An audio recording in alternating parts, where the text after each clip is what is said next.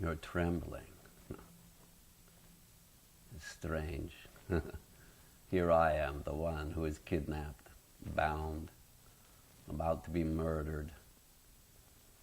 But it is you, David, who is the one who is afraid of the monster.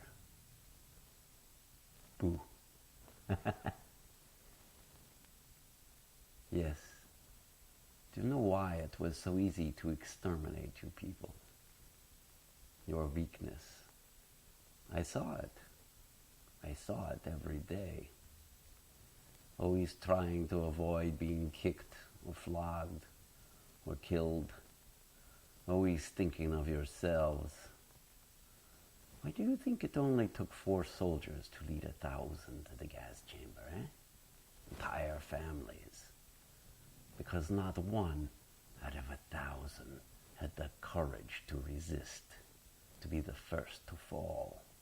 Not one of you was willing to make a sacrifice. Even when we took your children from you, I knew then you had no right to live. No right.